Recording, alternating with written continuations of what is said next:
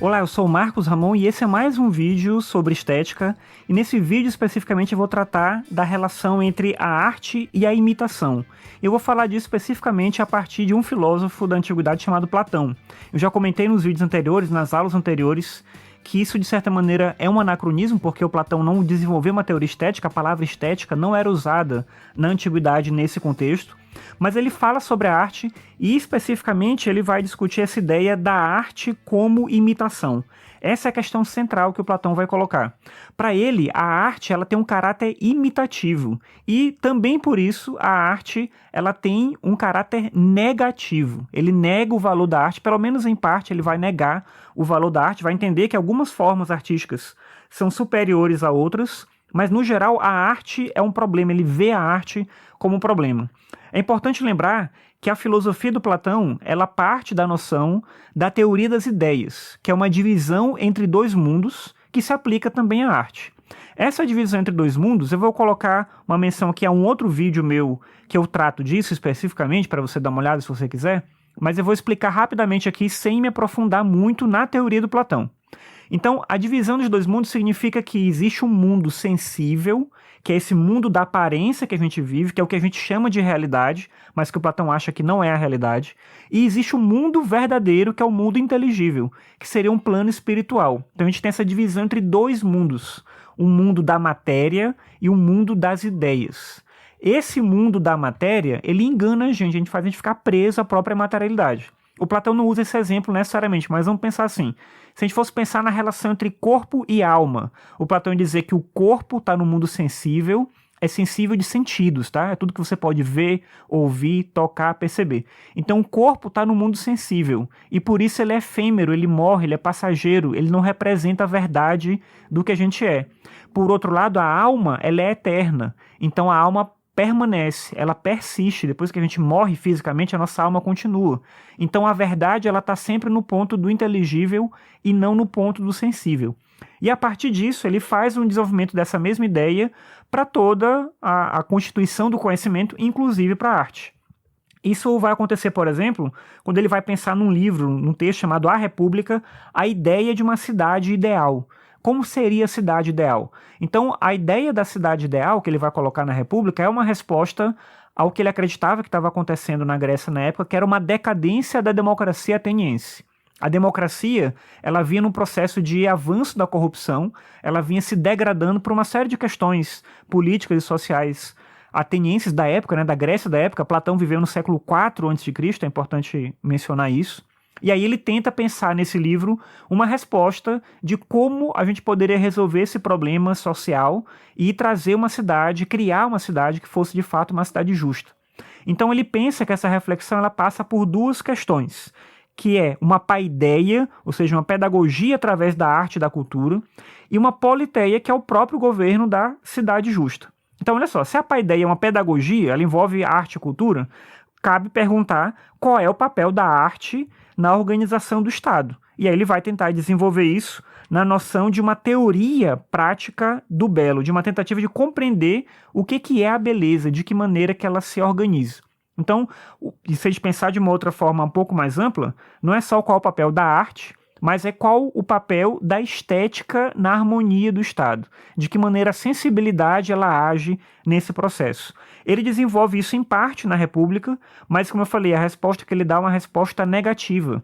Ele vai dizer na República, por exemplo, que era necessário expulsar os poetas, expulsar os artistas. Eu vou desenvolver isso depois em outras aulas, mas é só para adiantar que esse é o ponto que ele vai colocar. E ele entende que uma normatização da cultura era uma resposta melhor.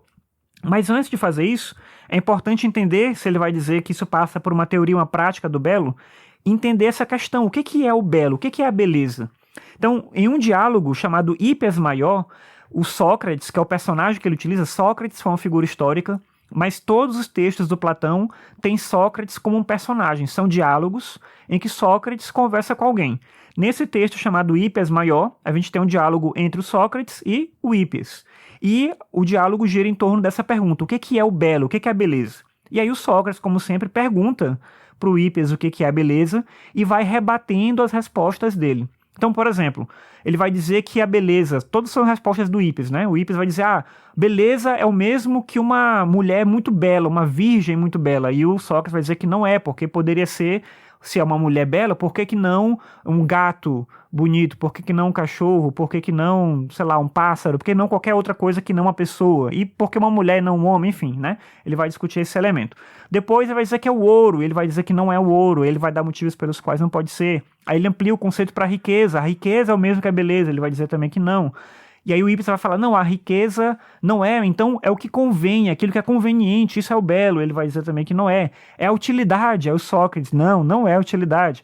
É o prazer que a gente sente quando a gente vê uma coisa, quando a gente escuta alguma coisa, e aí o Sócrates acha, talvez isso se aproxime de fato, mas não é necessariamente porque... E por que que não é o prazer nesse caso? Esse é um exemplo interessante, porque algumas pessoas sentem prazer ao ver algumas coisas, ao ouvir algum tipo de música, mas outras pessoas sentem prazer em outras circunstâncias, então a beleza não pode variar para um e para o outro. E ele vai falar, não, então a beleza é aquilo que é vantajoso. E o Sócrates também responde que não. Então ele fala que a beleza é o bem, é a mesma coisa que a bondade. E o Sócrates também fala que não. Então ele rebate todos os exemplos lá do Hippes. Então o que é beleza, Sócrates? O Hippes vai perguntar para ele, né? O que é?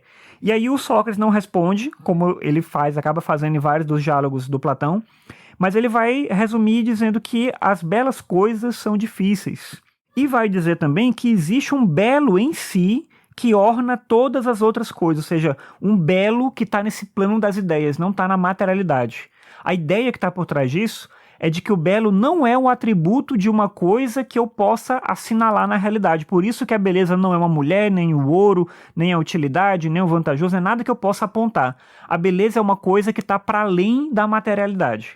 É o belo em si. Esse belo em si é o belo real, absoluto, eterno, e não esse belo efêmero do cotidiano, como eu falei antes. Às vezes eu gosto de uma música que eu acho bela, você que está me ouvindo agora, escuta a mesma música e não gosta. Eu posso gostar de um quadro, de uma tela, e você vai ver esse mesmo quadro e não vai gostar dele. Então, a beleza não pode ser coisa que a gente pode apontar na realidade, porque as pessoas têm concepções diferentes de beleza nesse caso. Então, isso não é a beleza em si, não é a beleza mesmo, não é a beleza verdadeira. Essa é a ideia que ele quer colocar. E aí tem um outro texto, Platão, que ele vai abordar isso, que é um texto chamado O Banquete. No banquete, o tema do banquete, eu posso talvez desenvolver um outro texto, um outro vídeo, melhor dizendo, para abordar esse texto específico do banquete, porque é um texto interessante que traz uma narrativa também importante dentro do contexto da filosofia do Platão. Mas o tema do banquete é o amor. Esse é o tema que vai gerar, o diálogo gira em torno do amor. São vários convidados e cada um deles vai desenvolver um argumento em torno do que é o amor. Eles chegam à conclusão de que o amor, o deus do amor, Eros, é um deus pouco cantado. Então eles vão criar narrativas, histórias, né? Vão dar explicações sobre o que é o amor. Então cada um deles, dos presentes nesse banquete, vão fazer esse discurso explicando o que é o amor, até que chega a vez do Sócrates fazer. E aí o Sócrates diz, curiosamente, que ele não sabe o que é o amor. Ele nega as respostas anteriores, como ele fez lá no caso do Hippes, mas na vez dele ele fala que não sabe o que é o amor. Mas ele conhece uma mulher que disse para ele, uma sacerdotisa chamada Diotima, de acordo com Sócrates, e explicou para ele o que o amor é. E ele vai dizer então que o amor é isso que está entre a beleza sensível e a beleza absoluta. O amor, e o próprio Eros representa isso, ele é um deus que conecta os humanos aos deuses. E ele, ao mesmo tempo, um deus que conecta tudo isso que está no plano sensível àquilo que é absoluto. Então, a busca por esse elo entre a beleza, o amor e o saber é a resposta que o Sócrates vai dar no banquete. Para alcançar a beleza absoluta, isso é importante também, é necessário começar com o conhecimento da beleza sensível. Por isso que não é errado admirar coisas belas no mundo material, né, que a gente tem aqui. Não é errado admirar a beleza de um quadro, de uma música, de uma pessoa. Não é errado admirar a beleza da natureza, nada disso é errado.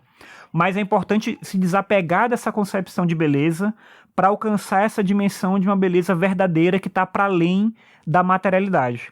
Porque se no mundo material todas as coisas morrem, perecem, deixam de existir e eventualmente se transformam em outras coisas, no plano do absoluto as coisas existem para sempre. Só que no banquete ele não desenvolve isso.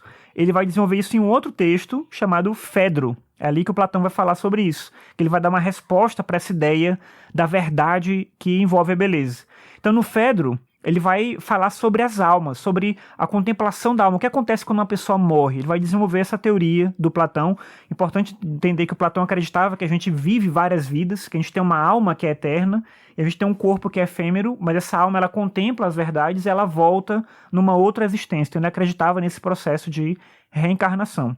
Então o Fedro trata da contemplação do eterno pelas almas. As pessoas morrem, elas contemplam a verdade no mundo inteligível e elas voltam. Só que nesse processo de contemplar, a gente esquece rapidamente da maior parte do que a gente viu, mas a gente não esquece da beleza. Então existe uma associação aí entre a beleza e a verdade. Só que se afeiçoar à beleza sensível é um erro, por quê? Porque é necessário procurar a beleza eterna que está por trás da aparência. E esse é o problema que ele vai ver na arte em geral.